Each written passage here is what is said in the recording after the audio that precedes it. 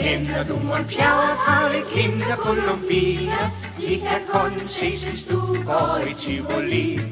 De står frem på scenen, hvor de spiller pantomime. Uden ord fanges vi af scenens trylleri.